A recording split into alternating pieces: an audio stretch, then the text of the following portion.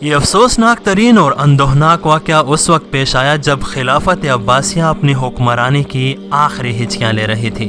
اسلامی ریاستیں تقسیم ہو رہی تھیں اور ان کے باشندوں میں باہمی تنافس اور افتراق و انتشار کا زہر مسلسل پھیل رہا تھا۔ گروہی اختلافات ان کی جڑیں گھن کی طرح کھائے جا رہے تھے۔ ادھر یورپی عیسائیوں نے بیت المقدس اور شام و فلسطین کے ساحلی علاقوں پر قبضہ کر کے ملت اسلامیہ کو بدترین بحران سے دوچار کر دیا تھا۔ اس پر آشوب زمانے میں ایک بہت تشویشناک حادثہ رونما ہوا جس نے مسلم دنیا کو جھنجھوڑ کر رکھ دیا۔ مورخین نے لکھا ہے کہ 557 ہجری میں عیسائیوں نے اپنی ایک خفیہ مجلس میں متفقہ فیصلہ کیا کہ رسول اکرم صلی اللہ علیہ وآلہ وسلم کی قبر مبارک سے آپ کا جسد اطہر نکال کر اپنے قبضے میں لے لیا جائے۔ چنانچہ اس تجویز کو عملی جامہ پہنانے کے لیے انہوں نے اپنے 2 آدمی منتخب کیے اور انہیں مدینہ منورہ روانہ کر دیا تاکہ وہ رسول اکرم صلی اللہ علیہ وآلہ وسلم کا جسم مبارک نکال لائیں اور اس طرح ان کی ناپاک سازش کامیاب ہو جائے۔ وہ دونوں آدمی مدینہ منورہ پہنچے۔ انہوں نے مدینہ کے باشندوں کے سامنے اپنے بارے میں یہ ظاہر کیا کہ ہم مغربی ہیں اور ہمارا تعلق اندلس سے ہے۔ یہ دونوں مسجد نبوی سے باہر قبلے کی طرف آل عمر کی رہائش گاہ کے قریب ٹھہرے جو رسول اکرم صلی اللہ علیہ وآلہ وسلم کی قبر شریف کے قریب تھی۔ وہ رہائش گاہ دیار عشرہ کے نام سے مشہور تھی۔ جب مسجد نبوی کی توسیع کی گئی تو مسجد نبوی کے ارد گرد کے مکانات اس کی زد میں آ گئے اور تمام مکانوں کے نشانات مٹا دیے گئے۔ یہ دونوں نصرانی بظاہر وہاں نیکی اور بھلائی کے کاموں میں بڑھ چڑھ کر حصہ لیتے، نماز پابندی سے ادا کرتے، قبرستان بقیع اور رسول اکرم صلی اللہ علیہ وآلہ وسلم کی قبر مبارک کی زیارت التزام کے ساتھ کرتے تھے۔ اس طرح انہوں نے اپنے آپ کو نہایت نیک، پرہیزگار اور اصحاب خیر کی حیثیت سے متعارف کرا لیا تھا، لیکن اندر ہی اندر وہ اپنی ناپاک سازش کی تکمیل کے لیے کوشاں تھے۔ جب ان کے ارد گرد بالکل سکون ہو جاتا اور لوگ اپنی اپنی ضروریات میں مشغول ہو جاتے، یا جب رات ڈھلتی اور سب لوگ نیند کی آغوش میں چلے جاتے، تو یہ دونوں نصرانی اپنے ناپاک مقصد کی تکمیل میں لگ جاتے تھے۔ اصل بات یہ تھی کہ یہ دونوں نصرانی اپنے رہائشی مقام پر خفیہ طور پر ایک سرنگ کھود رہے تھے جس کا رخ قبر نبوی کی طرف تھا۔ سرنگ کی کھدائی سے جو مٹی نکلتی، یہ دونوں وہ مٹی تھوڑی تھوڑی کر کے کبھی اپنے قریبی کنویں میں ڈال دیتے اور کبھی چمڑے کی تھیلی میں بھر کر قبرستان بقیع میں پھینکاتے تھے اور لوگوں کے سامنے یہ ظاہر کرتے تھے کہ وہ بقیع کی زیارت کو جا رہے ہیں۔ یہ دونوں اپنی گھناؤنی سازش کی تکمیل کے لیے ایک مدت تک لوگوں کی آنکھوں میں دھول جھونکتے رہے اور اپنا مذموم کام اپنے پروگرام کے مطابق مسلسل انجام دیتے رہے۔ جب انہیں یقین ہو گیا کہ وہ اب رسول اکرم صلی اللہ علیہ وآلہ وسلم کی قبر مبارک کے قریب پہنچ چکے ہیں اور مقصد حاصل ہونے والا ہے، تو انہیں یہ فکر دامن گیر ہوئی کہ جسد اطہر کو کس طرح نکالا جائے اور کیسے منتقل کیا جائے۔ چنانچہ وہ رسول اکرم صلی اللہ علیہ وآلہ وسلم کا جسد اطہر اپنے ساتھ لے جانے کے لیے خفیہ پلان بنانے لگے۔ انہیں یقین ہو چلا تھا کہ اب بہت جلد ان کی ناپاک سازش کامیاب ہونے والی ہے، لیکن وہ نہیں جانتے تھے کہ اللہ رب العالمین ان کی گھات میں تھا اور انہیں ذلیل و رسوا کرنے اور ان کی ناپاک منصوبہ بندی کا پول کھولنے کے لیے غضب الہی کے شعلے ان کے سروں پر لپک رہے تھے۔ ٹھیک انہی دنوں سلطان نور الدین محمود زنگی نے خواب میں نبی کریم صلی اللہ علیہ وآلہ وسلم کی زیارت کی اور دیکھا کہ آپ صلی اللہ علیہ وآلہ وسلم 2 بھورے رنگ کے آدمیوں کی طرف اشارہ کر کے فرما رہے ہیں کہ یا محمود انفذنی من ہذین، یعنی اے محمود مجھے ان 2 ظالموں سے بچاؤ۔ نور الدین زنگی گھبرا کر اٹھے اور نماز پڑھ کر پھر سو گئے، لیکن لگاتار 3 مرتبہ انہوں نے بعینہ ہی یہی خواب دیکھا۔ تیسری مرتبہ جب خواب سے بیدار ہوئے تو اپنے وزیر جمال الدین موصلی کو طلب کیا۔ یہ وزیر نہایت عقل مند، ہوشیار، دیندار اور تقویٰ تھا۔ نور الدین زنگی نے اسے اپنا خواب تفصیل سے سنا دیا۔ جمال الدین موصلی نے بادشاہ سلامت سے کہا، لگتا ہے کہ یہ حادثہ مدینہ منورہ میں رونما ہو چکا ہے، فوراً مدینہ طیبہ روانہ ہو جائیے اور جو کچھ آپ نے خواب میں دیکھا ہے اسے صیغہ راز میں رکھیے۔ سلطان نور الدین زنگی نے رات کے بقیہ حصے میں مدینہ منورہ روانگی کی تیاری کی اور 20 آدمیوں کی نگرانی میں بہت سے اونٹ لے کر روانہ ہو گئے۔ سلطان کے ساتھ ان کا وزیر جمال الدین موصلی بھی تھا جو بہت سا مال و متاع بھی ساتھ لے جا رہا تھا۔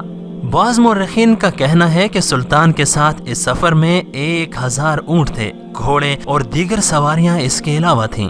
شام سے مدینہ تک کا یہ سفر 16 دن میں طے ہوا۔ مدینہ پہنچ کر سلطان نے مسجد نبوی کے اندر ریاض الجنہ میں نماز ادا کی اور قبر نبوی کی زیارت کے بعد وہیں بیٹھ گئے۔ ان کی سمجھ میں نہیں آ رہا تھا کہ اب کیا کریں۔ اتنے میں وزیر جمال الدین نے سلطان سے پوچھا، آپ نے جن 2 آدمیوں کو خواب میں دیکھا تھا، کیا آپ ان کی شناخت کر سکتے ہیں؟ تو سلطان نے کہا ہاں۔ پھر وزیر نے مسجد نبوی میں موجود باشندگان مدینہ سے کہا، سلطان نور الدین زنگی آپ حضرات کے روبرو تشریف فرما ہیں، ان کے پاس صدقے کے بہت سارے اموال ہیں، آپ لوگ اپنا اپنا حصہ ابھی لے لیں اور جو افراد نہیں آ سکے انہیں یہاں لے آئیں تاکہ وہ بھی اپنا حصہ لے سکیں۔ چنانچہ محتاج حاضر ہوئے اور اموال تقسیم ہونے لگے۔ سلطان حاضرین کا بغور معائنہ کر رہے تھے، لیکن ان میں سے کوئی شخص ان 2 آدمیوں کی شکل و شباہت سے ملتا جلتا نہیں تھا جنہیں انہوں نے خواب میں دیکھا تھا۔ اس لیے سلطان نے پوچھا کہ کیا کوئی اور ایسا شخص ہے جو باقی رہ گیا ہو اور جو مال لینے حاضر نہ ہو سکا ہو؟ تو لوگوں نے جواب دیا کہ کوئی باقی نہیں رہا، ہاں البتہ 2 مغربی آدمی ہیں، وہ کسی سے کوئی چیز نہیں لیتے، وہ بہت نیک اور پارسا لوگ ہیں۔ سلطان نے حکم دیا کہ ان دونوں کو میرے پاس لے آؤ۔ لوگوں نے جب ان دونوں کو حاضر کیا تو سلطان دیکھتے ہی پہچان گئے کہ یہی وہ دونوں آدمی ہیں جن کی طرف رسول اکرم صلی اللہ علیہ وآلہ وسلم نے خواب میں اشارہ فرمایا تھا۔ سلطان نے ان دونوں سے دریافت کیا کہ تم کہاں کے رہنے والے ہو؟ انہوں نے جواب دیا، ہم مغرب یعنی اندلس کے ہیں، حج کی نیت سے آئے تھے اور اس سال مسجد نبوی کے قریب ہی رہنے کا ارادہ ہے۔ لیکن سلطان نے کہا کہ سچ سچ بتاؤ تم کس نیت سے آئے ہو؟ دوستو، سلطان نے ان دونوں سے بار بار اصرار کے ساتھ اصل حقیقت سے آگاہی کی بہت کوشش کی، لیکن وہ ہر بار ایک ہی بات دہراتے رہے۔ چنانچہ سلطان نے انہیں وہیں چھوڑ دیا اور اہل مدینہ کے چند لوگوں کے ساتھ ان دونوں مغربی آدمیوں کی رہائش گاہ پر پہنچے۔ وہاں لوگوں نے دیکھا کہ بہت سارا مال موجود ہے اور دیوار سے لگی پرچھجی یعنی کارنس پر قرآن پاک کے 2 نسخے اور چند کتابیں رکھی ہیں۔ اس کے علاوہ اور کوئی چیز اس رہائش گاہ میں موجود نہیں تھی۔ سلطان اس رہائش گاہ کا اچھی طرح معائنہ کرنے لگے اور چاروں طرف گھومنے لگے۔ اللہ تعالیٰ نے سلطان کو الہام کیا اور انہوں نے اچانک رہائش گاہ میں بچھا ہوا قالین اٹھا کر دیکھا۔ قالین کے نیچے لکڑی کا ایک تختہ تھا۔ جب تختہ اٹھایا تو اس کے نیچے ایک کھودی ہوئی سرنگ نظر آئی جو سیدھی قبر نبوی کی طرف جا رہی تھی اور مسجد نبوی کی دیوار کی حد پار کر چکی تھی۔ باشندگان مدینہ نے جب یہ منظر دیکھا تو ان پر دہشت طاری ہو گئی اور وہ گھبرا گئے، کیونکہ ان دونوں مغربی شخصوں کے بارے میں ان کا اعتقاد بہت اچھا تھا اور وہ انہیں تقوی اور پرہیزگاری کا مرقع سمجھتے تھے۔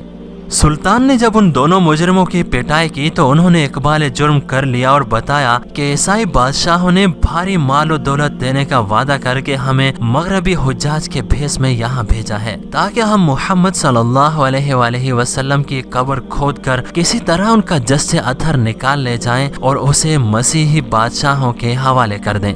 جب ان مجرموں کی حقیقت بے نقاب ہو کر منظر عام پر آ گئی اور انہوں نے ساری سازش اگل دی تو سلطان نے حجرہ شریف کی مشرقی جالی کے پاس ان کی گردن مارنے کا حکم دیا۔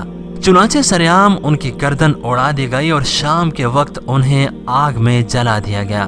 پھر سلطان نے حکم دیا کہ حجرہ نبوی صلی اللہ علیہ وآلہ وسلم کے ارد گرد پانی کی سطح تک خندق کھودی جائے اور اس میں پگھلا ہوا سیسا ڈال دیا جائے۔ چنانچہ سیسا پگھلا کر پوری خندق بھر دی گئی اور اس کے بعد سلطان مدینہ سے رخصت ہو کر شام کی طرف واپس چلے گئے۔ اسی نوعیت کا ایک واقعہ تاریخ فاطمی خلافت مصر میں بھی منقول ہے جو 400 ہجری میں پیش آیا۔ مورخین کے مطابق دولت فاطمیہ مصر کے شیعہ حاکم ابو حسن الحاکم بامر اللہ نے اپنے چند گرگوں کو حکم دیا کہ مدینہ منورہ جاؤ اور حضرت ابو بکر صدیق اور حضرت عمر رضی اللہ تعالیٰ عنہ کی قبریں ادھیڑ کر ان کی لاشیں مصر لے آؤ۔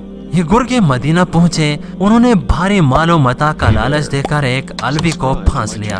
اس شخص نے اپنے مکان میں زمین کی کھدائی شروع کر دی اور رسول اللہ صلی اللہ علیہ وآلہ وسلم کی قبر تک نقب لگانے کے لیے خفیہ طور پر اپنے مذموم کام میں جٹ گیا۔ ایک دن یہ شخص اسی طرح کھدائی میں مصروف تھا کہ اس قدر خوفناک آندھی آئے کہ پورے مدینے کی فضا تاریک ہو گئی۔ پھر بادل گرجے اور بجلی اتنی شدت سے کڑکی کہ یہ شخص لرز گیا اور اپنے مذموم فعل سے باز آ گیا۔ یہ معاملہ حاکم مدینہ کے علم میں آیا تو اس نے علوی اور ان پھانسنے والے مصریوں کو سخت سزا دی۔ بحوالہ روضۃ الصفا۔ دوستو یہ تھی آج کی ویڈیو جو کہ یقیناً آپ کو پسند آئی ہوگی۔ اگر ویڈیو اچھی لگی ہے تو اسے لائک کیجیے اور کامنٹ میں اپنی رائے کا اظہار ضرور کیجیے۔ اگلی ویڈیو تک اپنا خیال رکھیے گا، تب تک اللہ حافظ۔